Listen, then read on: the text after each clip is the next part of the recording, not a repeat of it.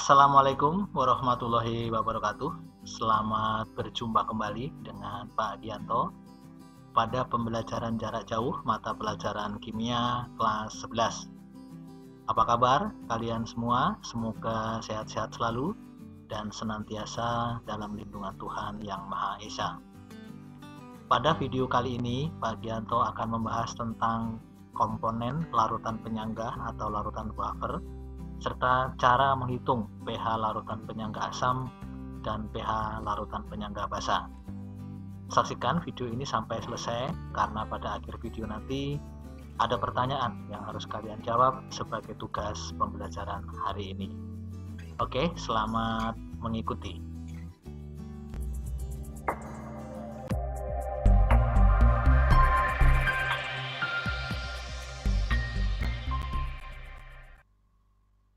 Oke, kita mulai ya pembelajaran hari ini tentang larutan penyangga. Larutan penyangga yaitu larutan yang dapat mempertahankan pH jika ditambahkan sedikit asam kuat, basa kuat, atau air atau dengan pengenceran. Larutan penyangga disebut juga larutan datar atau buffer, digunakan untuk mempertahankan nilai pH tertentu agar tidak banyak berubah selama reaksi kimia berlangsung.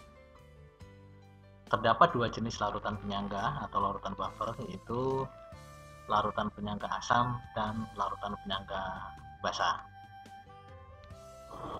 Larutan penyangga asam yaitu larutan penyangga yang komponennya terdiri dari asam lemah dan basa konjugasinya, yaitu basa dari garamnya. Reaksi di antara kedua komponen penyusun ini disebut sebagai reaksi asam basa konjugasi. Contohnya misalnya campuran asam lemah asam asetat dengan anionnya anion asetat dari garam natrium asetat. Ini asam lemah, ini basa konjugasinya. Kemudian contoh berikutnya asam lemahnya asam karbonat dan anion hidrogen karbonat dari garam natrium hidrogen karbonat. Larutan penyangga asam terbentuk dari reaksi antara asam lemah berlebih dengan basa kuat. Contoh, periksalah apakah campuran larutan berikut ini bersifat penyangga atau tidak. Yang pertama yaitu campuran antara 50 ml larutan asam asetat 0,1 m dengan 50 ml larutan garam kalsium asetat 0,1 m. Yang kedua, campuran antara 50 ml asam asetat 0,2 m dengan 50 ml larutan natrium hidroksida 0,1 m. Jadi kalau kita lihat, yang pertama ini adalah campuran antara asam lemah dengan garam. Ini pasti larutan penyangga. Kalau yang kedua ini adalah campuran antara asam lemah dengan basa kuat. Jadi nanti ini harus kita periksa reaksinya apakah bersifat penyangga atau tidak. Oke, kita tinjau yang pertama dulu. Untuk 50 ml larutan PH3COOH 0,1 m dan 50 ml larutan kalsium asetat 0,1 m ini bersifat penyangga karena mengandung asam lemah yaitu CH3COOH dan basa konjugasinya yaitu CH3COO- yang berasal dari garam kalsium asetat. Nah, selanjutnya yang kedua yaitu campuran 50 ml larutan asam asetat 0,2 m dengan 50 ml larutan NaOH 0,1 m. Nah, ini harus kita reaksikan terlebih dahulu. Yang pertama kita hitung dulu jumlah mol dari asam cukanya, yaitu 50 ml kali 0,2 m berarti 10 milimol ya, di mili kali molar, ini hasilnya milimol. Kemudian NaOH-nya 50 ml kali 0,1 hasilnya adalah 5 milimol. Nah, di sini dari jumlah molnya terlihat bahwa asamnya lebih besar, artinya asamnya berlebih ya. Kemudian kita buatkan reaksinya seperti ini. Kita buatkan diagram reaksinya. Nah, reaksinya antara asam lemah dengan basa menghasilkan garam dan air. Nah, reaksinya sudah setara. Kemudian kita tuliskan di sebelah kiri di sini mula-mula. Mula-mula ini kita tuliskan mula-mula mol dari cukanya yaitu 10. mmol, saya tuliskan di sini, dan NaOH-nya 5 mmol. Kemudian baris kedua adalah yang bereaksi berapa dan sisanya berapa. Nah, untuk menentukan berapa yang bereaksi, kita harus menentukan reaksi pembatasnya dulu. Yaitu, masih ingat reaksi pembatas yaitu jumlah mol dari reaksi dibagi dengan koefisien. Jika hasilnya yang paling kecil disebut sebagai reaksi pembatas. Nah, di sini kebetulan koefisien reaksinya adalah 1/1, sehingga di sini NaOH-nya 5 dibagi 1, 5, 10 dibagi 1, 10. Nah, yang paling kecil adalah NaOH. Jadi NaOH ini disebut sebagai reaksi pembatas. Artinya bahwa pembatas ini akan habis bereaksi. Jadi yang akan habis bereaksi lebih dahulu adalah reaksi pembatas ini. Sehingga yang bereaksi bisa kita tentukan di sini. Jadi yang bereaksi ini pembatasnya ini habis bereaksi 5. Nah, maka cuka yang bereaksi sebanding dengan koefisiennya. Di sini perbandingannya 1/1, maka cuka atau asam yang bereaksi juga 5. Sedangkan garam yang terbentuk juga 5. Jadi yang bereaksi dengan yang terbentuk ini sebanding sesuai dengan koefisien reaksi. Sehingga di sini dihasilkan sisa kalau NaOH-nya habis karena pembatas. Nah, di sini ternyata asam lemahnya bersisa karena berlebih. Nah, sehingga di dalam larutan ini ada komponen yaitu asam lemah dengan garam. Asam lemahnya yaitu 5 mmol dan garamnya ini mengandung basa konjugasi yaitu CH3COO sebanyak 5 mmol. Jadi campuran ini disebut sebagai atau campuran bersifat penyangga karena terdapat sisa dari asam lemah ini. Jadi komponen penyangganya adalah 5 mmol asam lemah dan 5 mmol basa konjugasi dari garam natrium asetat.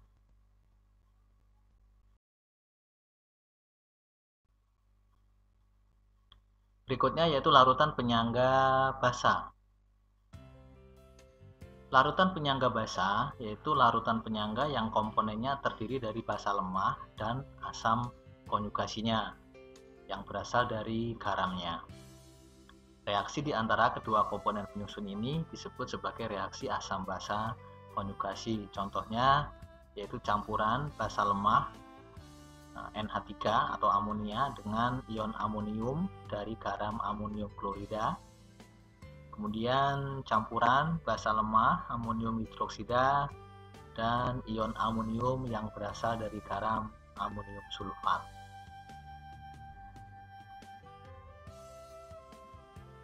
Larutan penyangga basa terbentuk dari reaksi antara basa lemah berlebih dengan asam kuat. Contohnya, periksalah apakah campuran larutan berikut bersifat penyangga atau tidak. Yang pertama yaitu campuran antara 50 ml larutan amonium hidroksida 0,1 m dengan 50 ml larutan garam amonium sulfat 0,1 m.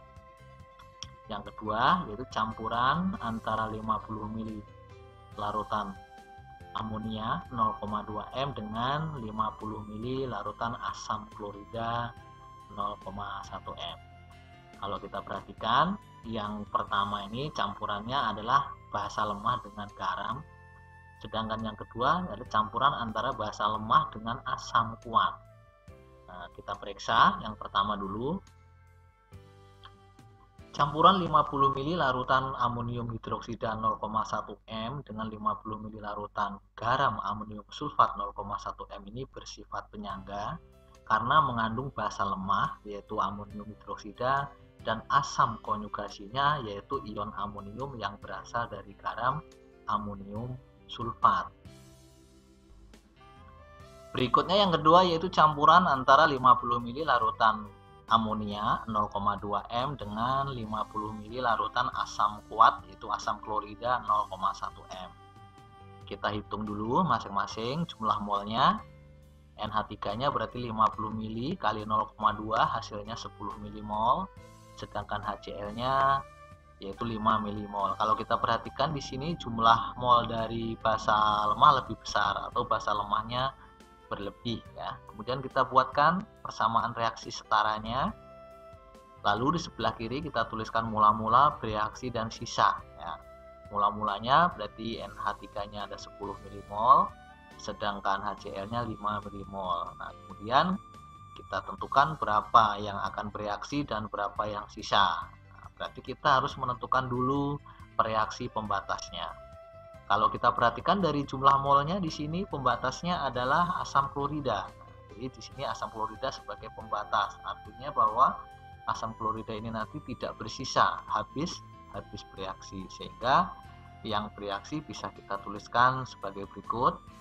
Nah, ini patokannya adalah reaksi pembatas, maka amonia yang bereaksi sebanding dengan reaksi pembatas ini, itu 5 karena perbandingan koefisiennya 1:1. Sedangkan garam amonium klorida yang terbentuk juga sebanding dengan yang bereaksi, yaitu 5 milimol. Jadi di dalam larutan ini terdapat komponen yaitu basa lemah 5 milimol dan asam konjugasi dari garam ini yaitu juga 5 milimol, sehingga larutan ini atau campuran ini bersifat penyangga karena NH3-nya bersisa.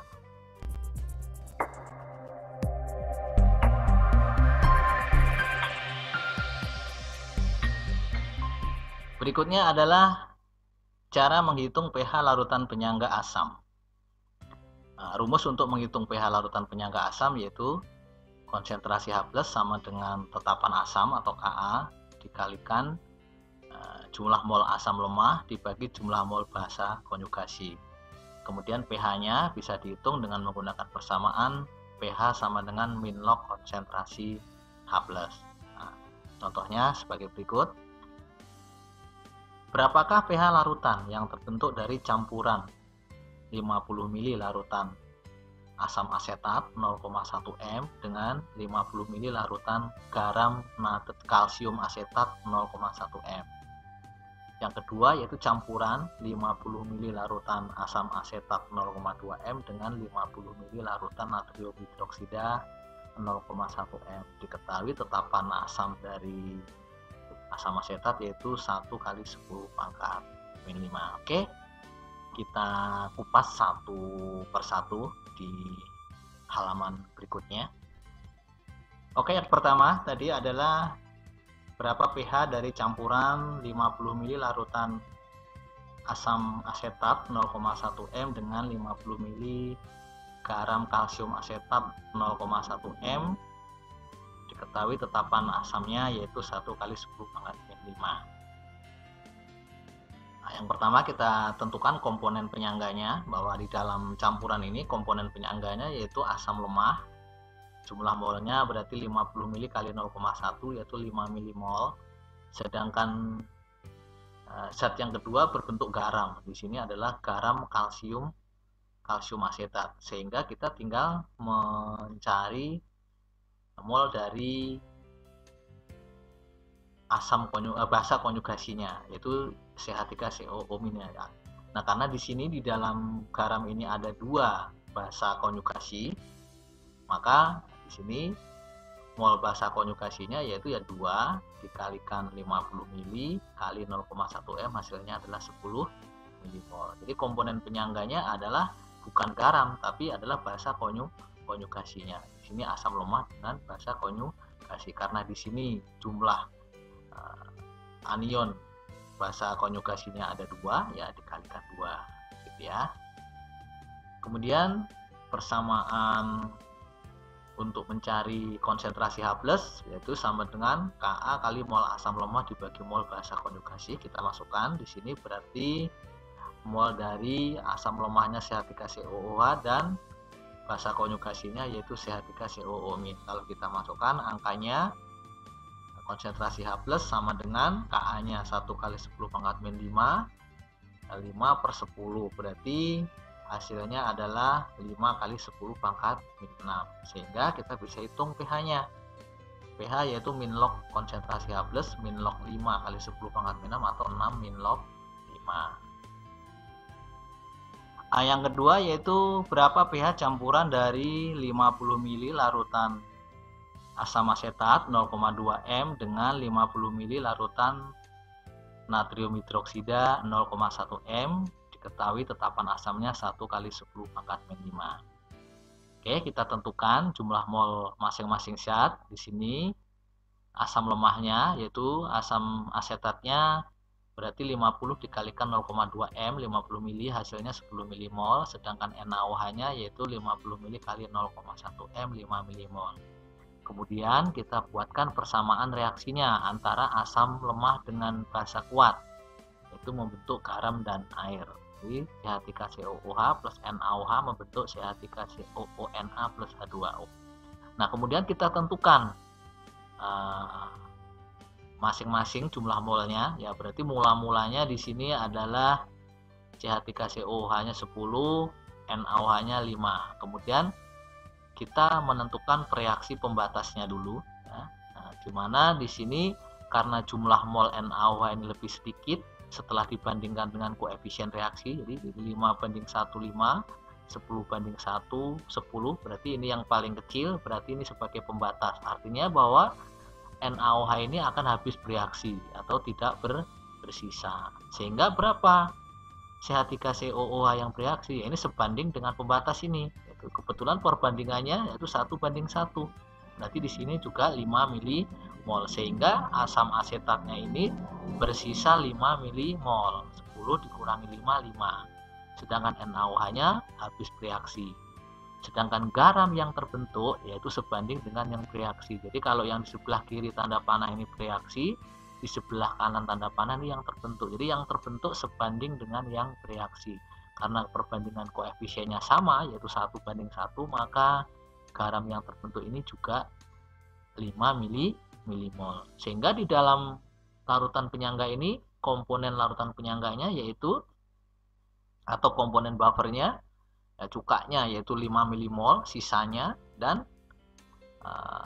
di sini basa konjugasinya yaitu basa konjugasi dari garam natrium asetat, yaitu juga 5 mmol. Ini komponen dari buffernya, sehingga kita bisa hitung konsentrasi ion hidrogennya yaitu Ka kali mol asam lemah dibagi mol basa konjugasi. Kita masukkan angkanya, berarti 1 kali 10 pangkat min 5. Jumlah molnya di sini komponennya yaitu 5 dibanding 5, sehingga hasilnya adalah 1 kali 10 pangkat min 5. Dari sini kita bisa hitung pH-nya yaitu min log 1 kali 10 pangkat min 5 atau 5 min log 1 sama dengan 5. Log 1 0 ya.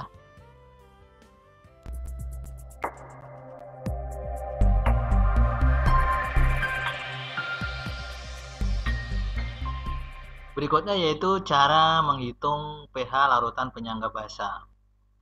Rumus untuk menghitung pH larutan penyangga basa yaitu konsentrasi OH- sama dengan Kb kali mol basa lemah dibagi dengan mol asam konjugasi. Sedangkan pOH sama dengan min log konsentrasi OH-, sedangkan pH yaitu 14 dikurangi pOH. Nah, sebagai contoh, berapakah pH larutan yang terbentuk dari campuran 50 ml larutan amonia 0,1 M dengan 50 ml larutan garam amonium klorida 0,1 M. Yang kedua yaitu campuran antara 50 ml larutan amonium hidroksida 0,1 M dengan 50 ml larutan asam sulfat 0,1 M. Diketahui tetapan basanya yaitu 2 kali 10 pangkat min 5. Oke, kita kupas satu persatu di halaman berikutnya. Yang pertama tadi yaitu berapa pH campuran dari 50 ml larutan amonia 0,1 M dengan 50 ml larutan garam amonium klorida 0,1 M. Tetapan basanya 2 kali 10 pangkat min 5. Oke, kita tentukan komponen masing-masing. Nah, komponen dari larutan penyangganya yaitu basa lemahnya berarti 50 ml kali 0,1 M yaitu 5 mmol. Karena di sini campurannya sudah dengan garam, maka kita tinggal mencari asam konjugasi dari garam ini, yaitu ion amoniumnya ya 50 mili kali 0,1 m, hasilnya 5 milimol. Kemudian kita masukkan ke dalam persamaan, karena ini adalah penyangga basa maka menggunakan konsentrasi OH- itu Kb kali mol basa lemah dibagi mol asam konjugasi. Berarti basa lemahnya adalah amonia, asam konjugasinya ion amonium, kita masukkan angkanya sama dengan 2 kali 10 pangkat min 5 Kb-nya, amonianya 5, ion asam konjugasinya juga 5, sehingga konsentrasi OH-nya yaitu 2 kali 10 pangkat min 5. Kemudian kita hitung pOH-nya, berarti min log 2 kali 10 pangkat min 5, hasilnya adalah 5 min log 2. Sehingga pH 14 dikurangi pOH, 14 dikurangi 5 hasilnya 9, min dengan min jadi plus, berarti 9 plus log 2. Yang kedua yaitu berapa pH campuran dari 50 ml larutan amonium hidroksida 0,3 m dengan 50 ml larutan asam sulfat 0,1 m. Diketahui tetapan basanya 2 kali 10 pangkat min 5. Oke, kita hitung masing-masing zatnya, yaitu amonium hidroksidanya berarti 50 kali 0,3 berarti 15 milimol, sedangkan asam sulfatnya 50 kali 0,1 berarti 5 milimol. Nah, di sini terlihat bahwa basa lemahnya berlebih ya. Sehingga kita buatkan persamaan reaksi setaranya, yaitu amonium hidroksida dengan asam sulfat membentuk amonium sulfat. Nah, di sini amonium 2 kali sulfat plus H2O. Nah, persamaan reaksi setaranya seperti ini. Nah, ini koefisien NH4OH-nya berarti perbandingannya 2 dibanding 1 dibanding 1 dibanding 2, seperti ini ya. Nah, kemudian kita masukkan mula-mula yang bereaksi, yaitu amonium hidroksidanya 15, sedangkan asam sulfatnya 5. Lalu kita tentukan dulu reaksi pembatasnya. Kalau kita perhatikan di sini, setelah dibagi dengan koefisien reaksi, 5 dibagi 1, 5, 15 dibagi 2, 7,5. Nah, maka asam sulfat ini lebih kecil hasil bagi ya, jumlahnya, molnya lebih kecil dibandingkan dengan amonium hidroksida, sehingga pembatasnya adalah H2SO4 ini sebagai pembatas. Artinya bahwa asam sulfat ini akan habis bereaksi lebih dahulu. Nah, kemudian berapa amonium hidroksida yang bereaksi? Ya, sebanding dengan reaksi pembatas tadi. Nah, perbandingannya adalah 1 dibanding 2. Jadi kalau di sini yang bereaksi 5 milimol, maka amonium hidroksidanya sesuai perbandingan koefisien reaksi berarti 10 milimol. Sehingga amonium hidroksidanya bersisa 5 milimol. 15 dikurangi 10, sisanya 5 milimol. Sedangkan garam amonium sulfat yang terbentuk sebanding dengan yang bereaksi. Ya, di sini kan pembatasnya 1 dibanding 1, ya berarti 5 milimol. Nah, sehingga kita bisa tentukan komponen buffernya ya. Di sini komponen buffernya berarti amonium hidroksida sisanya yaitu 5 milimol, sedangkan ion amoniumnya di sini yaitu asam konjugasinya. Nah, karena di sini ada 2 di dalam rumus ini, asam konjugasi atau ion amoniumnya ada 2, berarti ya 2 dikali 5 milimol ya, hasilnya adalah 10 milimol. Nah, sekali lagi di sini bukan garam tetapi adalah asam konjugasi dari garam ini. Ya, asam konjugasinya yaitu ion amonium ada 2, berarti 2 kali 5 milimol. Sehingga kita masukkan ke dalam persamaan, konsentrasi OH- sama dengan Kb kali mol basa lemah per mol asam konjugasi. Nah, kita masukkan angkanya, berarti sama dengan Kb-nya 2 kali 10 pangkat min 5, NH4OH-nya 5 milimol, sedangkan asam konjugasinya, mol asam konjugasi berarti mol NH4 plus ada 10 milimol. Sehingga hasilnya adalah 1 kali 10 pangkat min 5. Ini. Sehingga pOH adalah 5 min log 1. pOH-nya yaitu min log 1 kali 10 pangkat min 5 atau 5 min log 1 sama dengan 5. Ya, hanya itu min log 1 1 kali 10 pangkat min 5 atau 5 min log 1 hasilnya 5, sehingga pH-nya adalah 14 dikurangi pOH hasilnya 9.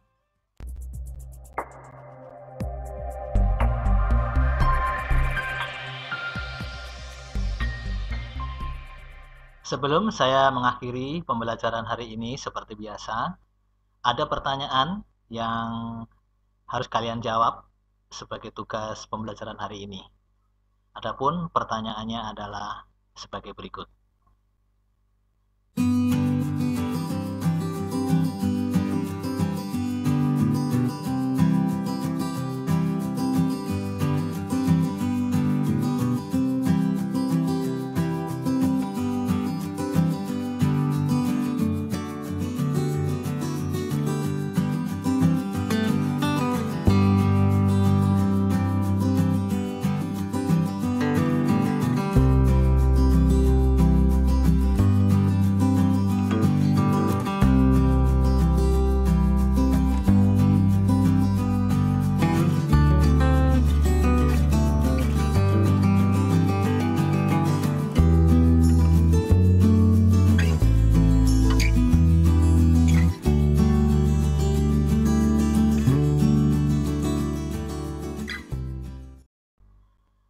Demikian tadi pembahasan materi tentang komponen larutan penyangga dan cara menghitung pH larutan penyangga.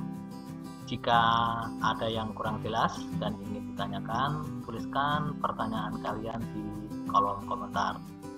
Sampai berjumpa di video-video yang lain. Dan pembelajaran hari ini saya akhiri sekian. Wassalamualaikum warahmatullahi wabarakatuh.